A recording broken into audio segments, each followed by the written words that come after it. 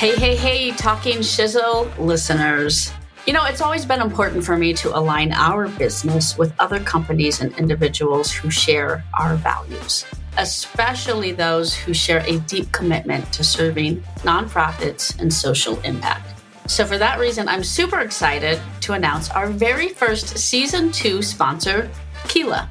Keela is a fundraising and donor management CRM that is built specifically for nonprofits by nonprofit professionals. These folks really get it.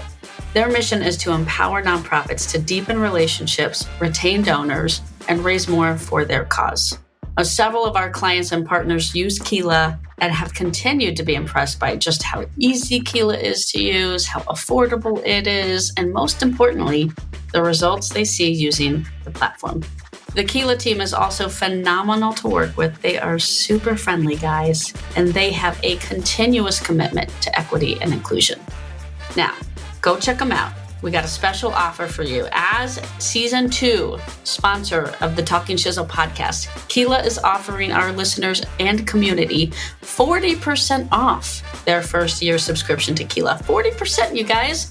That is a lot of shizzle. Think about all the other shizzle you can get done by saving that money on your nonprofit CRM.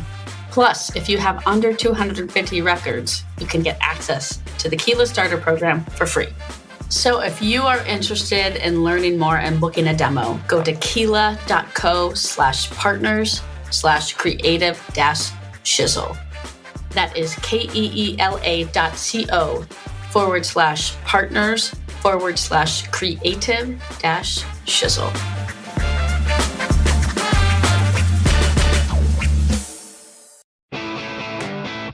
Hey, all you lovely people out there. You've got a lot going on in your day with big dreams and big goals for your world.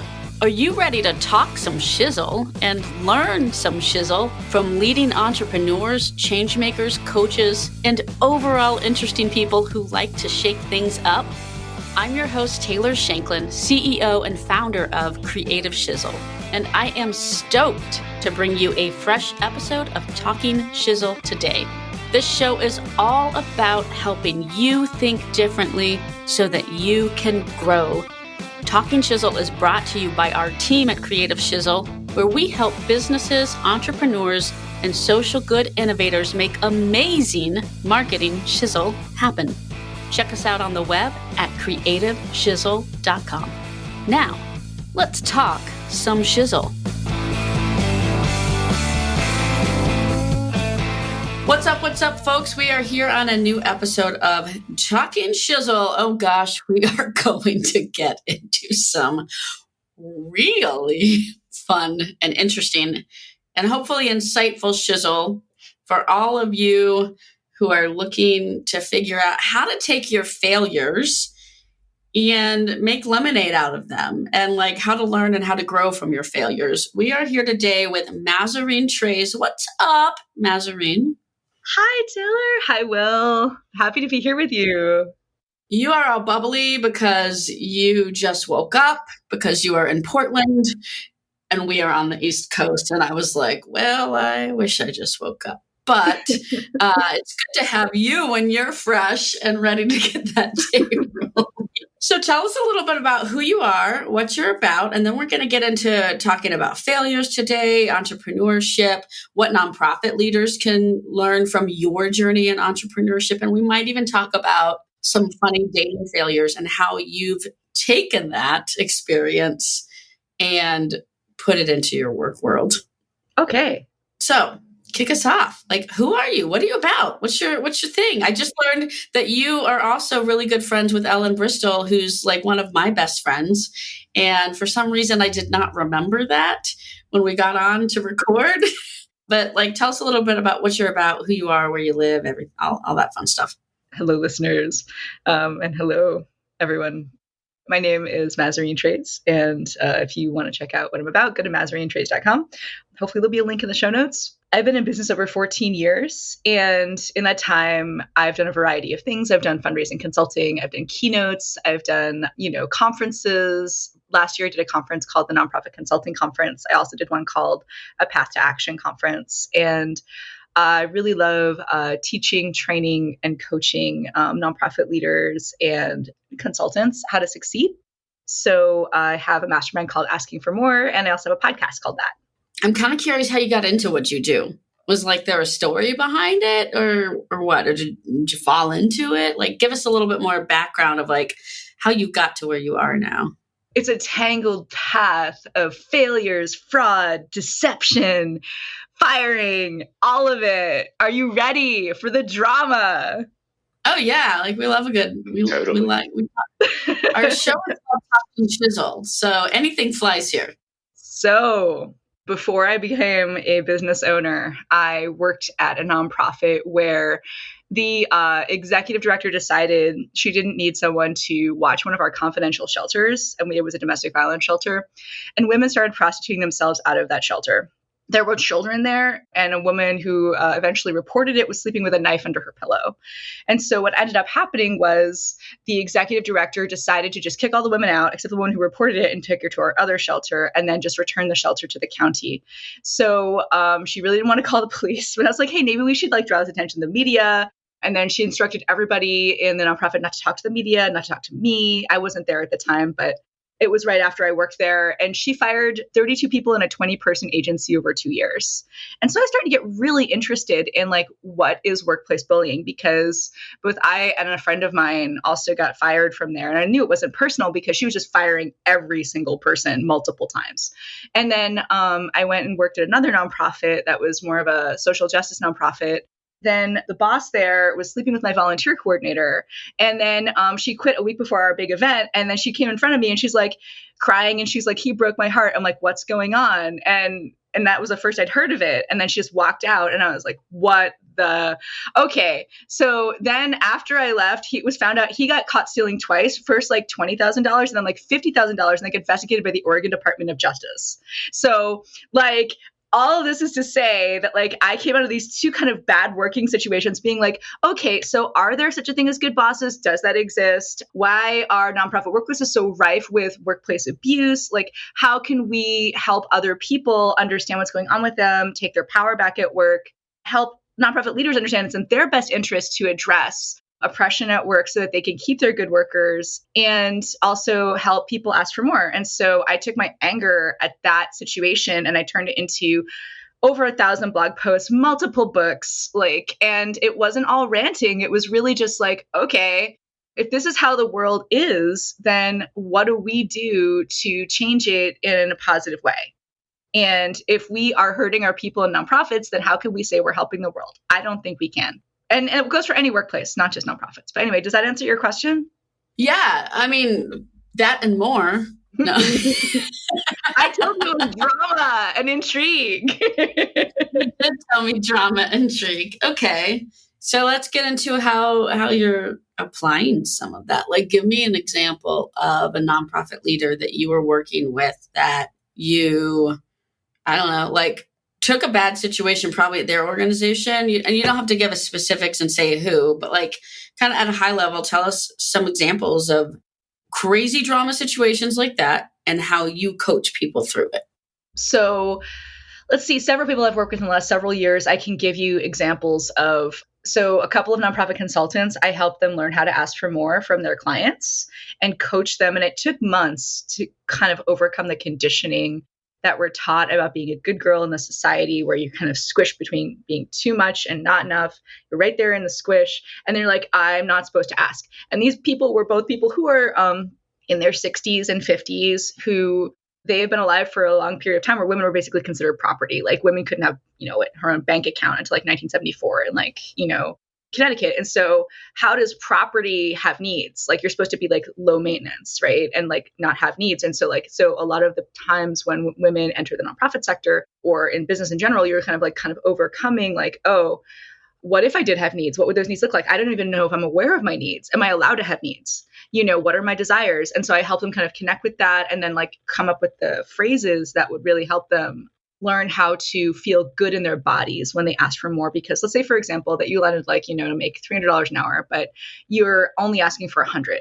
So your client says, great, I will give you that amount, $100. And then you're like sitting there upset.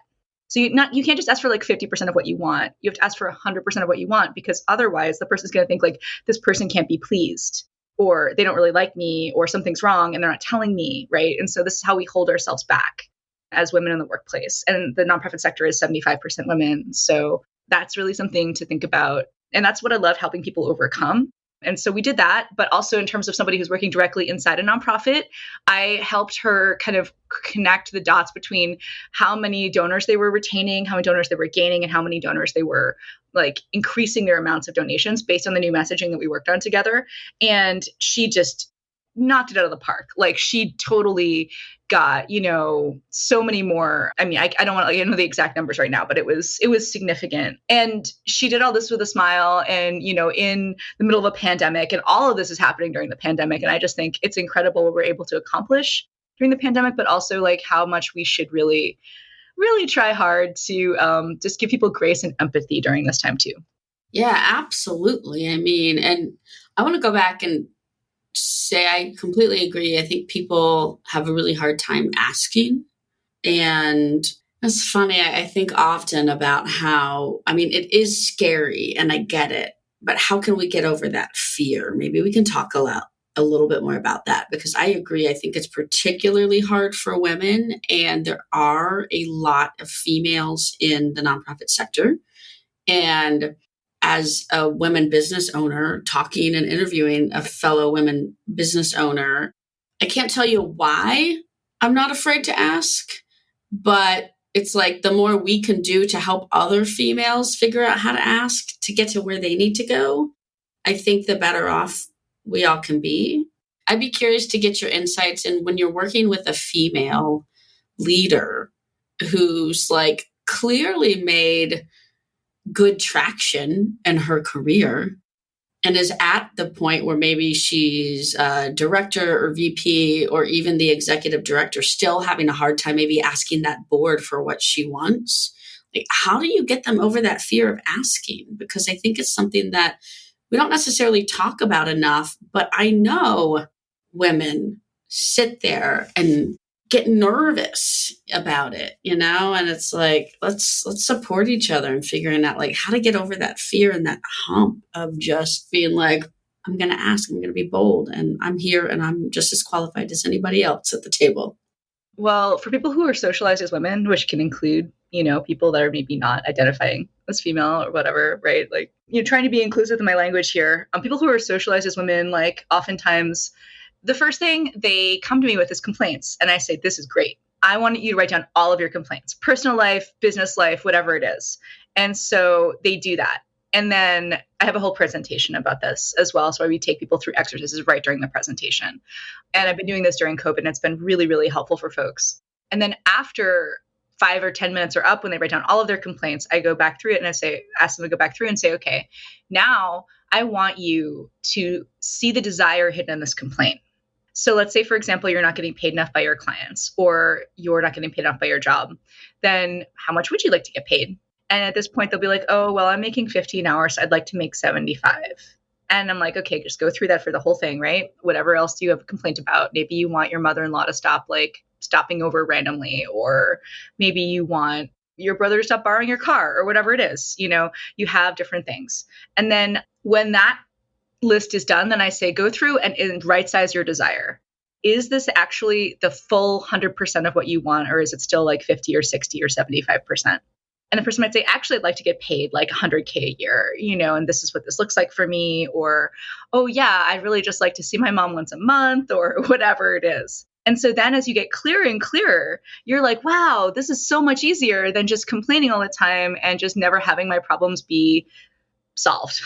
And if you realize that the complaint, and you can start training people around you, praising them when they do something right versus complaining when they do something wrong, you're starting to be the person that is actually getting more of what they want in their life. So that's one example. Another one I like to do with women is say, if I were a bad girl, I would, because we're trying to break out of the good girl smush. So if I were a bad girl, I would what?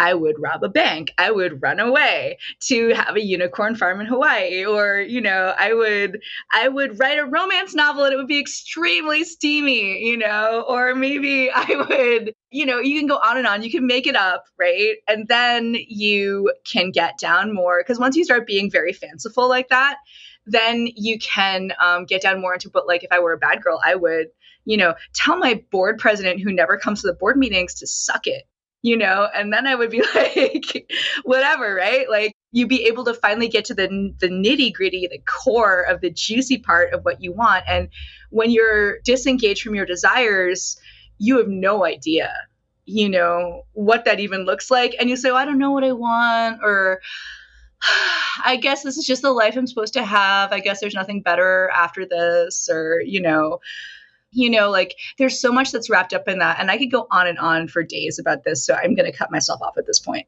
Well, I think that's a fantastic exercise. If I were a bad girl, what would I do? Right. And just give yourself 5 minutes and journal it and start out with the craziest things you can think of. Yeah. Well, and I even want to say, like even thinking through, like people probably a little shocked sometimes when you ask them that, and they're like, "But I'm not bad, right?" And so you have to think about, but like there's an inner. I think that like being a bad girl, it's that inner risk taker that we all have, that inner child that we all have, and if the world were really our oyster, like what would we do with that inner child? Like that's kind of the way I think about it. I think that's a really interesting way to ask people to reflect, to get maybe to tap into that inner child and have a little bit of courage to say, okay, but I'm not going to do that. I'm not going to go like sell everything and move to a unicorn farm, but I am going to take baby step number 1, right? But it's like you have to like get out of your head by going extreme in the dreaming and imagination, and then say, okay, now what's like a realistic version, and like what's a step 1? Exactly. Yeah. And then and your body and your mind will naturally go there. You don't even have to force yourself to come down off a cloud, because like some people are like, oh yeah, and then I do this, and then I do that, and then blah, blah, blah, blah, blah. And maybe they have political goals, or maybe they have, emotional goals, or maybe they have like stuff that they're working out in therapy that they just want to be like, and then I would go take a shit at my boss's desk, or whatever it is, like you just kind of like make it up. And of course you're not going to do it, but it feels good to write it, so. Yeah, exactly.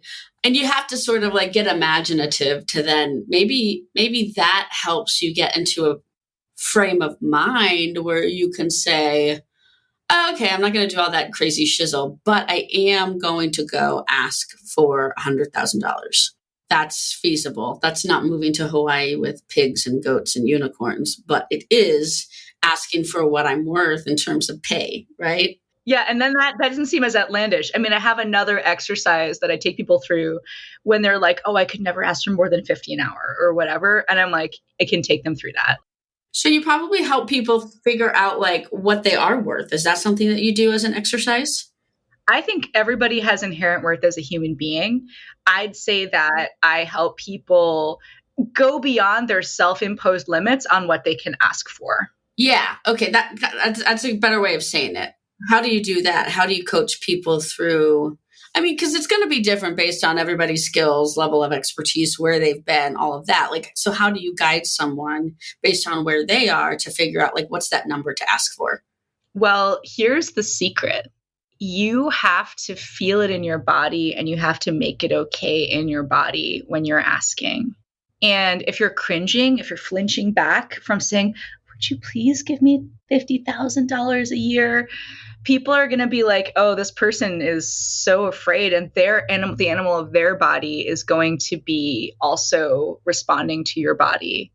And you know how people say, it's not what you say, it's how you say it. And it's about, how you feel when you say it versus what you actually say, right?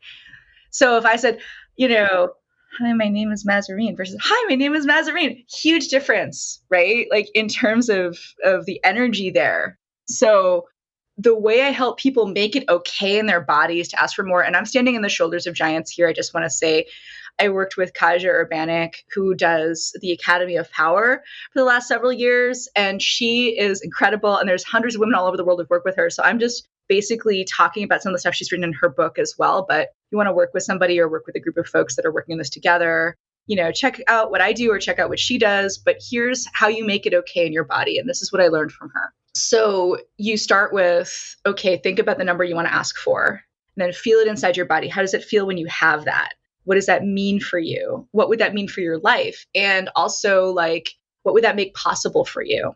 So just think of that number and then write it down, journal for 5 minutes or 2 minutes or whatever it is. And then think of a larger number. Maybe it's, if you want to do 50, maybe it's 75. And then maybe you do that all again. What would that mean for you? How does that feel in your body? What would that make possible for you? What would happen if you got that? All of these things. And then you feel it in your body and just pause and feel it in your body. And then you go to the next level. You could do this 5 times and you just make a higher and higher number. And then at the end, people tell me this is how they feel at the end of this exercise. I had no idea how much I was holding myself back. I had no idea how much I was not letting it be okay that I actually could have a larger number that I even dreamed of. But we're so conditioned to accept less for ourselves, to only ask for 50% of what we want, to only assume that because we're in the nonprofit sector, we can't ask for more, despite inflation, despite all of these things that we know we deserve, and we don't have ways of getting if we're still keeping at this level. That it's just tremendously fulfilling for me to watch the transformation and people's revelations as they go through. At the end, I don't even say, what's your number that you feel comfortable with now? I just say, what did you learn from this exercise? Because that's really much more important to me than anything else. And people feeling it in their body and making it okay in their body. And you can practice this, whether it's asking for, a fundraising amount or asking for a raise or asking for your partner to do something you want them to do. You know what I mean? It's all relative. Let's just say you wanted a massage every single night, but you only asked for one once a month. Then that wouldn't make you happy. So if you ask for one every night, maybe they just do, a little bit every night. You just have to do a full body massage every night, but maybe you could ask for that. Maybe you'd get it. Wouldn't that be awesome if all of our partners just gave us full body massages every single night? What a more relaxed and happy world it would be, if we just got that. What if you could get that? What if you could ask for that and get it? Or allow yourself to negotiate with your partner about maybe doing it every other day? Well, that might take us into some of the conversation later that we'll get into with your dating advice and failures and how you have taken that into learning as an entrepreneur. Yeah, I've often thought about I want to go get one of those massage. I used to have this massage membership where it was I got 2 massages a month, but that wasn't enough. I really need to get a massage every day, but they're not giving it away for free. It's definitely an everyday type of thing. Well, then maybe you ask for a foot massage from your person, or do it to yourself until you have a person. There you go. Or just go get a pedicure. Yeah, pedicure. That's what I do. Exactly. I actually fantastic little piece of advice here that I didn't really do this before. And now I'm why haven't I always done this? So I was at the airport recently, a couple of places. I was recently at a trampoline park with my kids on a Saturday, and also recently at an airport. In both of these facilities, I saw one of those massage chairs where you put in your credit card and you pay $5 and you get a massage. And I never thought these things would be any good. But then I'm at the trampoline park one day and I was I'm just going to try this thing. It was $5 and I got a 20-minute massage in the chair. And it was a legit good chair. It massaged my calves, it everything. And so I learned from this that you should do that every time you see one of these things. And then, so I saw one at the airport again this last week and was $5, 19 minutes? Yes, please. That spurred me to think maybe I should just buy one of these massage chairs for my office. All right, let's talk about a failure that you had in 2022 that you're learning from already and resolving in 2023. So many. where to begin. And that's why I wrote a blog post about it. So, dating failures. I also broke my toe in 2022 in a stupid jock way. I want to get swole for the revolution. So I love to like stack the plates at the gym. I was doing the leg press and I was like, let's do 300 pounds a day. Yeah. And I'm like, oh yeah, so easy, right? Except I dropped a 45-pound weight on my toe and I broke it. And I have a manual transmission. So I drove myself to the hospital, which wasn't great. And I just didn't want to pay $1,000 for like a freaking, ambulance. And I had like this little voice in the back of my head saying, don't go in there today. And I'm like, what? It's fine. And then I did it and it happened. And I'm like, that was a mistake. And then I know this is not really a psychologically revealing mistake, but I want to encourage people listening to listen to that little voice in the back of your head saying, don't do it, even if it doesn't make any sense. Sometimes that voice is right on. And I wish I'd listened to it. I'm still recovering from that. That wasn't fun. That was like November 27th. But lesson was learned. Now I'm working out without free weights, and that is also good. Yeah, you're right. Sometimes that little voice does actually talk to you for a reason. Yeah, exactly. Yeah, it really does. All right, let's close it out. You were giving us, before we got on the recording, some insight into lessons learned in dating. And I was curious what you've learned in your dating life about people and how you have applied that into dealing with people in your business life. So I actually have a whole presentation about doing 60 dates in 6 months. And I would love to tell people more about that. That was happening in 2019, though I did do a lot of dating in 2022 as well. The thing I learned from that is, well, a lot of things. But some of the biggest ones are, don't worry about rejecting people and don't worry about people rejecting you. There are so many people in this world. And that's a really good lesson for business, because I think a lot of times we can make it mean something if somebody doesn't want to work with us, or if we stop working with somebody or whatever, right? There's really it's not that big of a deal. There's so many people in this world. And that's something we have to keep telling ourselves and reminding ourselves to share first our wins and just be really proud of ourselves for everything we're accomplishing every day. Even if it's taking a shower or like writing a blog post, it's like, that's an accomplishment. You did it today. That's enough. And I think we have an anxiety about being enough or doing enough in this society. And so taking a month on and a month off from dating last year was really, really helpful for me. And I heard about that on a podcast that I was like, this is great, because now I'm not overwhelmed with attention. And I also don't get jaded. I just try again when I feel rested.